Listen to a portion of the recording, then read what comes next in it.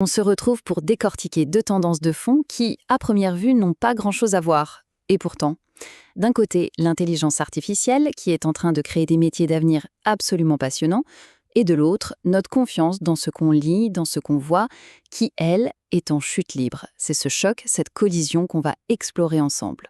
Voilà la question qui va nous guider. L'IA nous promet un futur incroyable, mais en même temps, elle semble fragiliser notre rapport à la vérité.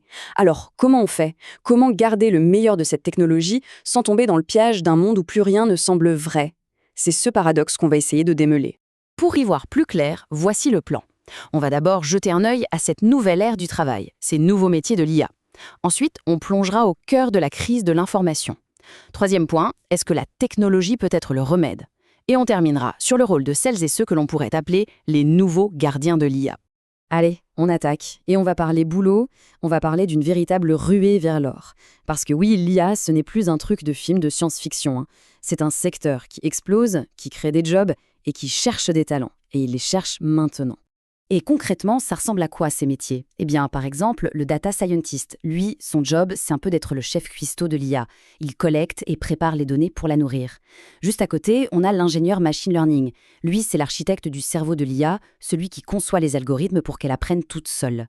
Et puis, il y a ce rôle tout nouveau et franchement fascinant qui apparaît, le responsable de l'éthique. C'est un peu la conscience de l'IA, le garde-fou pour s'assurer que tout ça ne dérape pas. Et bien sûr, qui dit opportunité dit salaire. Et là, les chiffres parlent d'eux-mêmes. 4 500 €, c'est le salaire brut moyen mensuel estimé pour un data scientist en 2026. Ça donne une idée, non? C'est un message très clair du marché du travail. Ces compétences sont rares, elles sont précieuses et elles sont très, très bien payées. Bon, tout ça a l'air génial. Des jobs de rêve, des salaires attractifs. Mais c'est ici que le tableau se complique un peu. Parce que pendant qu'on est en train de construire ce futur super intelligent, il y a une question de fond qui se pose. Qu'est-ce qui arrive à la vérité dans tout ça? Et ça nous fait basculer directement dans notre deuxième partie, la crise de l'information. On entend beaucoup ce terme un peu partout, l'ère de la post-vérité. Qu'est-ce que ça veut dire au juste? Eh bien, ça veut dire qu'on entre dans une zone de turbulence où il devient de plus en plus difficile de s'orienter.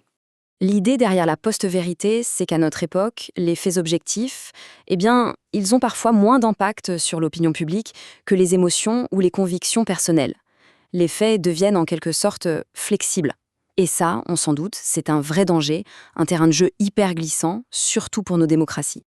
Alors, face à cette montée de la désinformation, une arme s'est imposée, le fact-checking, la vérification des faits. Le principe est super simple sur le papier, mais il est devenu absolument vital. Il s'agit de vérifier si un chiffre, une citation, une affirmation est vraie ou fausse. C'est un peu un retour aux sources du journalisme, mais avec les outils et les défis de notre temps. Et attention, le fact-checking, ce n'est pas nouveau, ça a toute une histoire. Ça a commencé dans les années 20, dans les grands magazines américains, puis ça a évolué avec Internet dans les années 90, mais le vrai boom, l'explosion, c'est après 2010. Plus de 90% des organisations de fact-checking qu'on connaît aujourd'hui ont été créées à ce moment-là. Une réponse directe à l'avalanche de fausses infos. Et maintenant, on entre dans une toute nouvelle ère, celle du fact-checking boosté à l'IA. Ce qui nous amène tout naturellement à notre troisième partie. La technologie a mis de l'huile sur le feu. Mais est-ce qu'elle ne pourrait pas aussi être le pompier? C'est cette idée un peu paradoxale de combattre le feu par le feu qu'on va regarder de plus près. D'abord, on est passé du fact-checking traditionnel, qui était souvent lent et très manuel, au data-journalisme. Là, on change de dimension. On ne se contente plus de vérifier une info à la main. On plonge dans des bases de données immenses pour analyser, déceler des tendances, pour raconter des histoires beaucoup plus complexes et surtout appuyées par les chiffres. Mais ce n'est pas tout. On assiste maintenant à un nouveau saut technologique. Après le data-journalisme, place au fact-checking automatisé. Là, c'est l'IA qui entre vraiment en jeu.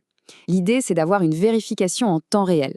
Il y a des projets, comme Content Check par exemple, qui travaillent là-dessus. Imaginez, un outil qui analyse un discours en direct et fournit instantanément des données, des sources, du contexte. On ne serait plus dans la réaction, mais dans l'instantanéité. Et c'est là, précisément à ce point de rencontre, que nos deux histoires fusionnent. D'un côté, cette ruée vers les métiers de l'IA, et de l'autre, cette crise de la vérité. L'opportunité et la responsabilité se rejoignent enfin. C'est le moment de boucler la boucle. On a parlé tout à l'heure du responsable de l'éthique IA. Eh bien, c'est maintenant qu'on comprend toute son importance. Sa mission, c'est exactement ça. S'assurer que l'IA est utilisée de manière responsable. Anticiper les dérives, prévenir les biais, rassurer le public. C'est fascinant de voir que le secteur de l'IA est en train de créer lui-même les métiers dont on a besoin pour encadrer sa propre puissance. Et ce n'est pas qu'une question de codeur ou d'ingénieur. Le mouvement est plus large. On voit apparaître des rôles comme celui de cogniticien. Leur but, adapter la technologie à l'humain, pour son confort, sa sécurité, sa performance. L'enjeu, c'est de s'assurer que l'IA ne nous dépasse pas, mais qu'elle travaille avec nous, en synergie. Mais ça soulève une dernière question, une question un peu vertigineuse. Faudra-t-il un jour fact-checker les fact-checkers? Si on confie à des IA le soin de vérifier l'info, qui va vérifier que ces IA sont fiables, qu'elles ne sont pas biaisées? On voit bien la complexité du truc. Chaque solution technique amène son lot de nouvelles interrogations. Et c'est sur cette interrogation qu'on va se quitter. Pendant que l'IA construit notre futur, qui va construire les outils pour protéger notre présent, notre réalité? Créer une technologie surpuissante et gérer ses conséquences, finalement, ce sont les deux faces de la même médaille. Le véritable enjeu, ce n'est pas seulement d'inventer des métiers d'avenir, c'est surtout de bâtir les garde-fous pour protéger ce qu'on a de plus précieux, une réalité commune, factuelle, dans laquelle on peut encore avoir confiance.